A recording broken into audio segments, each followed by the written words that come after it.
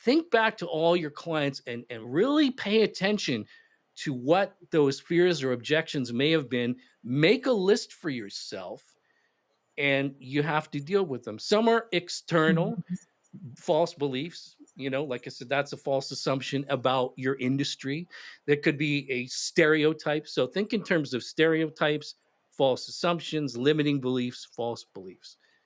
And if you can make a list of there and one by one systematically deal with them by bring and some people may say, well, no, actually, that wasn't a concern of mine. Okay, great. Mhm. You know, but that is the most powerful revelation I can tell you. That made a massive difference for me in business. And anyone I've taught that technique to has seen an immediate gain in clients and engagement Mhm. and the progress and the results they get, because those are most of the stumbling blocks. And then you can get in there and you can use your reframing. You can use things like sleight of mouth or future pacing, whatever techniques you're using, for example. Mhm. But you got to get that clutter, that subconscious clutter out of the way, because that is the primal brain putting on the speed brakes. That's why people are afraid of salespeople. They don't want to be sold because you're going to cost me time, you're going to cost me money. If my wife got mad at me, I might emotionally or physically healthy. This might screw me up strategically. So it's always a fear of resources. Yeah.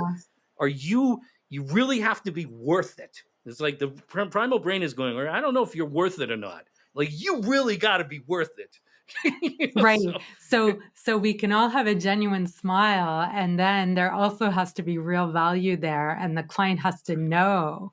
They know intuitively and subconsciously about that value, for them to be able yeah, to move you forward. really have to paint that bright future Yeah. picture. That is really Yeah. important.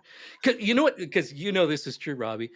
If somebody doesn't want anything, there's nothing you can do. They're like, forget it. It's not worth it. Mhm. But if they want something badly enough, they'll crawl over broken glass. So, And some but it's up to you to be able to paint that belief and that aspirational That's future. right, 'cause So they're not that's gonna crawl across broken glass if they don't think it's gonna get them anywhere. But if they believe it will, that's right. and it's what they really want, Yeah, then it's a different story. So, yeah, so we do a lot of we exactly. call this vaccinating against sabotage, where we're bringing up where could they sabotage themselves and address that. Ah, So, yeah, so it's really interesting to hear it from your angle.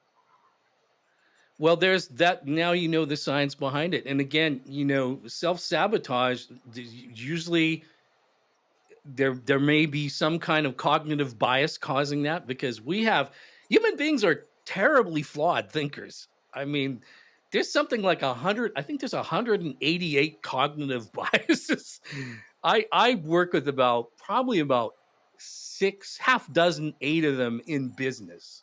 Mhm. Like, for example, here's a really simple one, and this may be useful to you. It's called curse of knowledge, which means that because I know something, I assume everybody knows what I know. Right.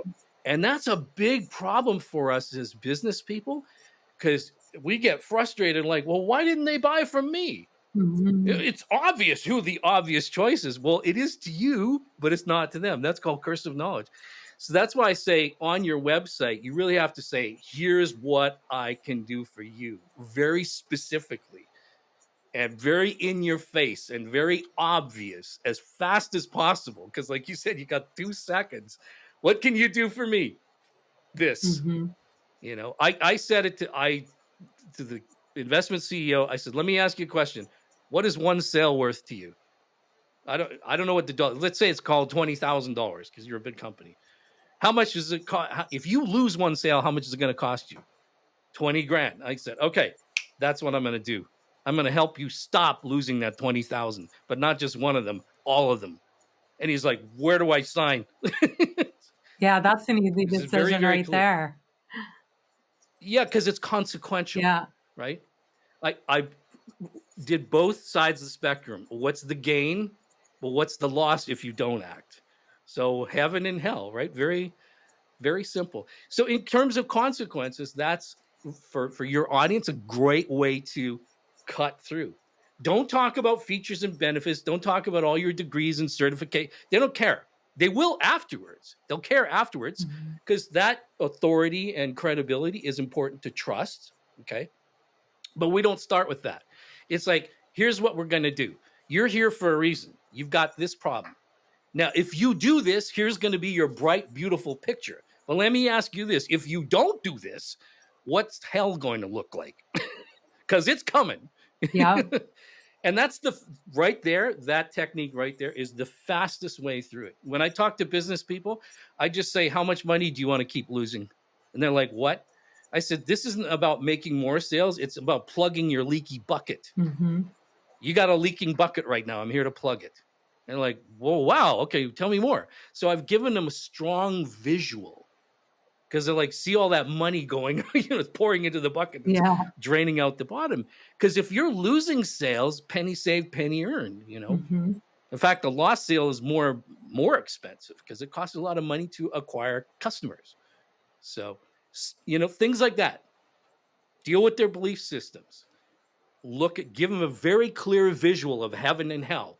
Make sure they can understand how you can take them over and that they can make it. Like, deal with those 5 beliefs: belief in you, believe that they can do it, believe it'll work for them, believe that they can do it, etc., etc. Mhm.